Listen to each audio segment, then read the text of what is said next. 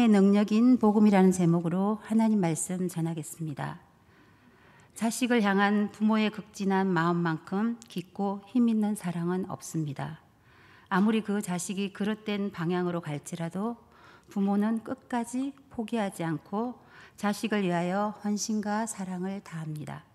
저와 여러분을 사랑하시는 하나님 아버지의 마음도 이와 마찬가지일 것입니다. 왜냐하면 하나님께서는 당신께서 지으신 바 그 뜻대로 저와 여러분이 올바로 살아가기를 간절히 원하시기 때문입니다. 그래서 하나님께서는 당신의 외아들이신 예수 그리스도를 이 세상에 보내주셨습니다. 예수 그리스도의 성육신, 이것은 기독교뿐만 아니라 인류 역사의 최대의 사건이며 진실로 인간에게 가장 고귀한 기쁨의 소식입니다. 이것이 복음입니다. 복음의 원어를 현대식으로 발음하면 유앙겔리온입니다. 이 뜻은 기쁜 소식, 좋은 소식을 뜻합니다. 예수님께서 사역하실 때 이 단어는 종교적이나 영적인 단어가 아니었습니다. 이 단어는 전쟁에서 승리했다는 소식, 그같이 기쁜 소식을 전하는 자에게 주어지던 보상의 뜻으로 통용되었던 단어였습니다. 그래서 성경에서 이 용어를 차용하여 복음이라는 단어로 쓰고 있습니다. 하나님께서는 인간을 구원하시기 위해 예수 그리스도를 통하여 좋은 소식, 복음의 소식을 저와 여러분에게 전하여 주셨습니다. 복음이라는 뜻, 영어 성경에는 굿 뉴스라고 말합니다. 이사야 40장 9절 말씀에 보면 아름다운 소식을 시온에 전하는 자여 너는 높은 산에 오르라. 아름다운 소식을 예루살렘에 전하는 자여 너는 힘써 소리를 높이라. 두려워하지 말고 소리를 높여 유다의 성읍에게 이르기를 너희의 하나님을 보라 하라. 그리고 이사야 61장 1절 말씀에 주 여호와의 영이 내게 내리셨으니 이는 여호와께서 내게 기름을 부어사 가난한 자에게 아름다운 소식을 전하게 하려 하심이라. 나를 보내사 마음이 상한 자를 고치시며 포로된 자에게 자유를, 갇힌 자에게 노임을 선포하며. 아멘. 구약의 많은 예언의 말씀들은 예수 그리스도의 십자가 사건을 통하여 성취해 주실 일을 말씀하고 있습니다. 이것이 복음입니다. 우리가 말하는 기쁜 소식, 좋은 소식, 복음은 도대체 무엇일까요? 복음을 한마디로 정의할 수 있습니까? 제가 어릴 때 부흥회를 가면 믿습니까? 하면 아멘! 근데 뒤에 뭘 믿는지 물어보면 말씀을 못 하시죠. 알기는 아는데 말로 풀어내는 변정의 능력은 많은 생각을 해야 되고 지식이 쌓여야 됨을 알 수 있습니다. 복음을 10초로 답할 수도 있고요. 5분의 간격으로 답할 수도 있고 1시간으로 답할 수도 있는 여러분들이 되시기를 바랍니다. 그래서 가장 핵심적인 엑기스로 짧게 복음을 설명하자면 눈을 크게 뜨시고 잘 들으셔야 됩니다. 복음은 하나님께로부터 시작되었습니다. 그리고 예수 그리스도에 의해 완성되었습니다. 이것이 기쁜 소식입니다. 여기서 한마디를 더 붙이면 성령님이 하게 하시는 일입니다 라고 말할 수 있습니다. 하실 수 있겠습니까? 두 분씩 짝을 지으셔서. 복음은 너무 중요하니까 제가 한 번 더 말씀드리겠습니다. 복음은 하나님께로부터 시작됐고 예수 그리스도에 의해 완성되었습니다. 벌써부터 하시는 분들이 있으시네요. 감사합니다. 여러분이 절대로 잊어버리면 안 되는 것은 이 복음은 처음부터 끝까지 누가 주도하신 사건입니까? 하나님께서 주도하신 사건이라는 것입니다. 이것이 하나님의 능력입니다.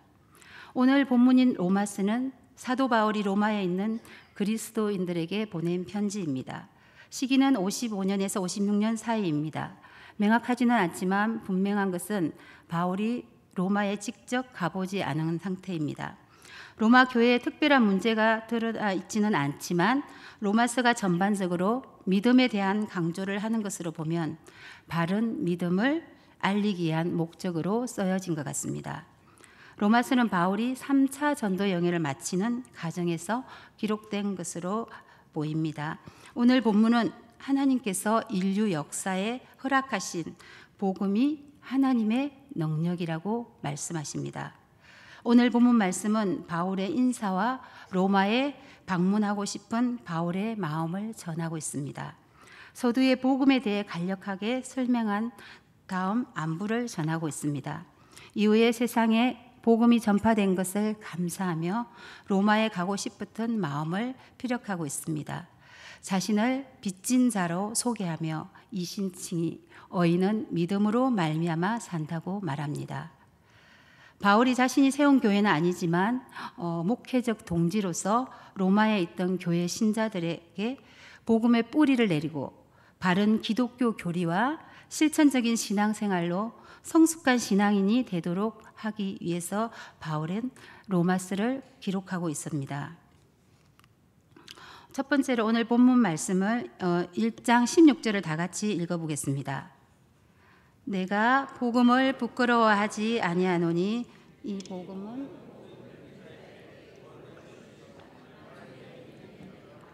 먼저는 유대인에게요 그리고 헬라인에게로다. 아멘. 복음은 믿는 자에게 구원을 주시는 하나님의 능력입니다. 복음은 모든 믿는 자에게 구원을 주시는 하나님의 능력이라고 강조하고 있습니다. 저와 여러분에게도 복음의 능력이 이 시간 이곳에 진리로 풀어지기를 원합니다. 예수 그리스도를 구주로 고백하고 그를 살아계신 하나님의 아들로 믿을 때 그에게는 구원이 있음을 성경은 많은 곳에서 증거하고 있습니다. 사도행전 16장 31절 말씀에 보면 이르되 주 예수를 믿으라 그리하면 너와 내 집이 구원을 얻으리라고 말씀하고 있습니다. 그러나 이 핵심적인 진리가 사람들에게 식상하게 들리는 시대가 되었습니다. 우리에게는 간절함이 사라졌습니다. 생활의 모든 것들이 물질 중심으로 움직이고 있습니다. 만몬의 힘은 위대합니다. 신탁 선전을 보면 할머니에게 신탁을 들어가 달라고 요구하는 선전이 나온 걸 아십니까? 저희 담임 목사님이 자주 저에게 쓰시는 말씀입니다. 할머니. 그래서 자녀도 모자라서 이제는 손주에게까지 물질을 해결해 주는 시대가 되었습니다. 그래서 우리 할머니들이 기도에 힘쓰고 교회를 위해서 힘써야 되는데 손주들 신탁을 만들어주기 위해서 혹시 직장을 다니고 싶진 않습니까? 믿음이란 이렇게 우리에게 너무 만몬의 영에 빼앗겨서 우리의 믿음을 빼앗길 때가 너무나 많은 것 같습니다. 믿음이란 구원을 얻을 수 있는 일종의 교환 조건인 정도로 여러분은 생각하고 있지는 않습니까? 예수 그리스도의 삶을 살아내는 것은 저와 여러분이 예수 그리스도를 믿고 그 삶을 예수 그리스도의 삶으로 살아내는 것입니다. 그래서 살아내는 것이 정말 힘든 일인 것 같습니다. 저도 이곳에 이제 18개월이 된 것 같습니다. 사천억교회 올 때 처음 제가 차를 구입했는데 이제 7만 킬로를 다 되어가고 있습니다. 제가 얼마나 많이 달리신 줄 알겠죠. 제가 여기 오면서 고속도로를 처음 타봤습니다. 그냥 저희 강양 어베스만 돌던 운전 실력이 이제는 뭐 택시 기사를 할 정도로 된 것 같습니다. 그렇게 이 삶을 살아내는 것이 정말 쉽지 않은 것 같습니다. 제가 이렇게 멀쩡하게 보여도 제 삶이 쉽지 않습니다.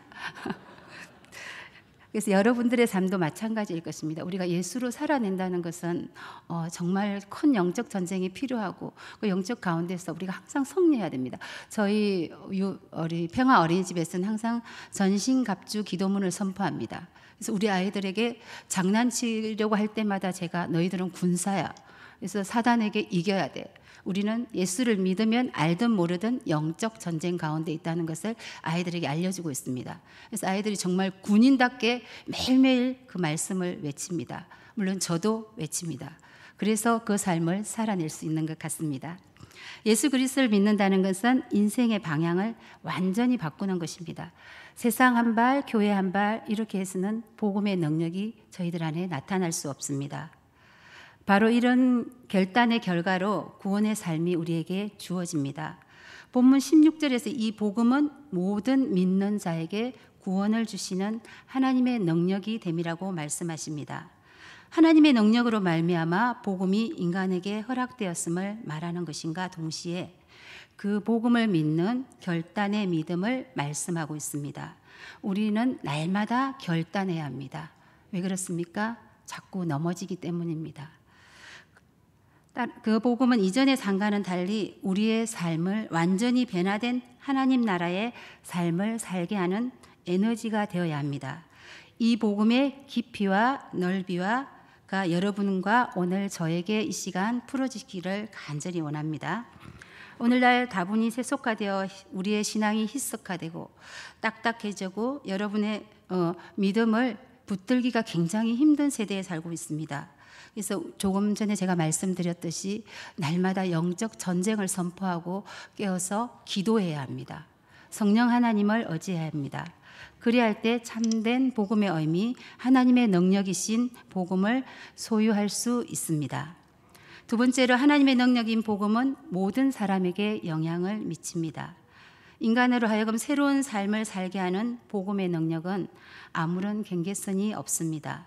하나님의 사랑이 모든 사람에게 알려 있는 것처럼 구원의 삶을 주시는 하나님의 능력 또한 모든 믿는 자에게 영향을 줍니다.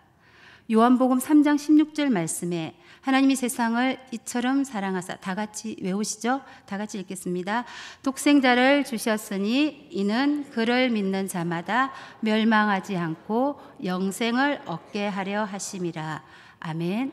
저를 믿는 자마다 어떻게 된다고 했습니까? 멸망하지 않고 영생을 얻게 된다고 말씀하고 있습니다. 또한 사도행전 1장 8절 말씀을 보면 오직 성령이 너희에게 임하시면 너희가 권능을 받고 예루살렘과 온 유대와 사마리아와 땅끝까지 이르러 내 증인이 되리라 하시니라. 아멘. 사도행전에는 만국에 전파되어야 할 복음에 대해서 예루살렘과 온 유대와 사마리아와 땅끝까지 이르러 내 증인이 되어라고 말씀하고 있습니다. 누구에게 말씀하십니까? 저와 여러분에게 말씀하고 계십니다. 믿는 자에게 구원을 주시는 하나님의 능력이 모든 인간을 향한 것이라는 사실은 하나님 나라의 복음이 온 세상을 향하여 전파되어야 함을 말씀하고 있는 것입니다. 이러한 측면에서 볼 때 저와 여러분은 복음을 세상에 전파해야 될 책임을 지고 있어야 합니다. 혹 우리는 우리의 삶의 자리에서 하나님의 능력인 복음을 전파하는 책임을 간과하고 있지는 않으십니까? 더욱더 중요한 것은 입으로의 증거보다는 저와 여러분의 삶으로 증거하며 사람들의 복음을 인도하지 않으시겠습니까? 오늘 도전받는 시간 되시기를 바랍니다. 특히 오늘날과 같은 험한 세상에서 이웃과 진정한 나눔을 할 수 있는 것은 굉장히 힘듭니다. 전에는 이웃집 문을 놓고 하면 잘 열어주었지만 요즘은 이웃집에 누가 사는지, 저도 저희 집에 15년을 살았는데 옆에 누가 사는지 모릅니다. 그래서 그렇게 왕래가 없고 그렇게 우리가 복음을 전하는 것이 어려운 상황이었습니다. 그렇지만 복음은 계속 전해져야 되고 여러분의 삶의 자리 옆에는 예수를 믿지 않는 분들이 분명히 있을 것입니다. 그래서 여러분의 삶과 행동으로 예수 믿으라고 굳이 하지 않더라도 삶과 행동으로 복음을 전하시는 여러분들 되시기를 바랍니다. 본문 17절 말씀에 보면 복음에는 하나님의 의가 나타나서 믿음으로 믿음에 이르게 하나니 기록된 바 오직 의인은 믿음으로 말미암아 살리라 함과 같으니라. 아멘. 이 말씀은 로마서를 축약한 핵심 말씀입니다. 그리고 루터가 종교개혁을 발언진 이 말씀은 여러분들이 꼭 말씀을 암기하셔서 항상 삶의 영적 전쟁에서 이 말씀들을 선포하시기 바랍니다. 우리는 성경 말씀을 읽지만 선포의 능력을 의지하시기를 바랍니다. 여기서 복음에는 하나님의 의가 나타난다고 했는데 여기서 의라는 것은 두 가지로 해석할 수 있는데 신앙의 색깔을 나타내는 것 같습니다. 첫 번째로는 하나님이 심판하신다. 또 두 번째 행위로 할 수 없으니 하나님이 그 대안으로 우리에게 예수 그리스도를 주신 것입니다. 그래서 여러분들의 신앙 상태는 어떠신지 한번 오늘 점검하시기 바랍니다. 내가 하나님이 무서워서 심판할 것이 무서워서 예배드리고 있는지, 기도하고 있는지, 말씀을 보시고 있는지, 복음을 전하고 있는지, 아니면 하나님의 우리의 행위로서는 되지 않는다는 것을 하나님이 아시고 그 대안으로 우리에게 예수 그리스도를 주셨기 때문에 그 예수 그리스도가 예수 그리스도의 그 구원의 간격 때문에 여러분들이 예배하고 기도하고 말씀 보시는지 한번 본인들의 신앙을 점검해 보는 시간 되시면 좋겠습니다. 세 번째로 하나님의 능력인 복음은 의인의 삶을 살게 합니다. 복음이 구원을 가져다 주는 하나님의 능력이라는 것은 죄인이 그의 죄를 사함받고 하나님의 자녀로 두려움 없이 살아가게 하는 힘이 있음을 나타내고 있습니다. 여기서 의인의 삶을 살게 한다는 것은 그가 복음을 정직히 받아들임으로써 그 안에 성령의 인도를 받는 사람입니다. 예수님의 제자들의 삶을 보십시오. 부활 전 예수님의 제자들과 부활 이후의 제자들의 모습은 너무나 달랐습니다. 늘 도망다니고 연약했던 모습은 부활 이후 그들에게 찾아보기 어렵고 그들은 완전히 180도로 바뀌었습니다. 그래서 성령을 받은 베드로는 어떻게 했습니까? 3,000명을 회개하는 그런 설교자가 되었습니다. 이러한 사람은 복음에 대한 감격과 그 진정한 원리를 가지고 예수 그리스도를 통하여서 성령의 행하심을 따라 순종할 때 여러분 안에도 저 안에도 이런 역사가 일어날 줄 믿습니다. 이 시간 에베소서 2장 8절 말씀을 진리로 이곳에 풀어놓겠습니다. 너희는 그 은혜에 의하여 믿음으로 말미암아 구원을 받았으니 이것은 너희에게서 난 것이 아니요 하나님의 선물이라. 이 감격이 오늘 여러분과 저에게 넘치시기를 바랍니다. 이 말씀 속에 내포되어 있는 하나님의 능력을 잘 인식하셔야 됩니다. 신앙은 자기를 인식하는 데서부터 출발한다고 생각합니다. 우리는 이런 존재입니다. 로마서 5장 8절 말씀에 우리가 아직 죄인 되었을 때에 그리스도께서 우리를 위하여 죽으심으로 하나님께서 우리에 대한 자기의 사랑을 확정하셨다고 말씀하십니다. 또한 로마서 8장 31절 말씀에는 그런즉 이 일에 대하여 우리가 무슨 말하리요? 만일 하나님이 우리를 위하시면 누가 우리를 대적하리요? 아멘. 로마서 8장 35절에도 누가 우리를 그리스도의 사랑에서 끊으리요? 환난이나 공고나 박해나 기근이나 적신이나 위험이나 칼이라. 우리 모두는 약하여 넘어질 때가 많습니다. 죄책감으로 힘들어할 때도 있고 내면의 아픔을 가지고 힘들어할 때도 있습니다. 사단은 우리를 너무나 잘 압니다. 그래서 사단은 우리의 내면을 공격합니다. 사단은 우리를 너무나 잘 알기 때문에 우리는 그 사단의 공격을 대적해야 합니다. 그래서 로마서 8장 1절 말씀에 보면 그러므로 이제 그리스도 예수 안에 있는 자에게는 결코 정죄함이 없느니라. 이렇게 사단을 대적하시는 여러분들 되시기를 바랍니다. 로마서 8장 2절을 보면 이는 그리스도 예수 안에 있는 생명의 성령의 법이 죄와 사망의 법에서 너를 해방하였음이라. 이 말씀을 어지하여 부끄러움에도 불구하고 하나님의 능력인 복음의 깨달음을 회복하시기를 바랍니다. 그렇게 될 때 그리스도 예수 안에 있는 생명의 성령의 법이 죄와 사망의 법에서 우리를 해방하여 주실 것입니다. 우리는 신앙생활을 고행이나 노력이나 선한 도덕적으로 하는 그런 사람들이 아니라 저주받을까 봐 두려워서 하는 것이 아니라 하나님이 구원을 주신 그 은혜로 기쁨으로 신앙생활을 아름답게 감당하시는 여러분들 되시기를 바랍니다. 그래서 나를 위해서 직분을 주시고 그 직분을 주신 것을 그 하나님의 은혜에 감격하여서 감사함으로 이렇게 애써서 하나님의 뜻을 이루시는 여러분들 되시기를 바랍니다. 이 시간 구원의 기쁨이 우리 예수 그리스도를 통해서 하나님의 의에 이루도록 하신 구원의 비밀을 발견하는 귀한 시간 되시기를 바랍니다. 시편 40편 9절에서 10절 말씀에 보면 내가 많은 회중 가운데서 의의 기쁜 소식을 전하였나이다. 여호와여 내가 내 입술을 닫지 아니할 줄을 주께서 아시나이다. 내가 주의 공의를 내 심중에 숨기지 아니하고 주의 성실과 구원을 선포하였으며 내가 주의 인자와 진리를 많은 회중 가운데서 감추지 아니하나이다. 아멘. 그의 기쁜 소식을 전하고 주의 성실과 구원을 선포하고 하나님의 사랑을 온 세상에 드러내는 삶을 살아낸다는 것입니다. 둘째로 복음은 우리의 삶 속에 받아들인 사람은 진실로 창조적인 태도로 삶을 살아가게 됩니다.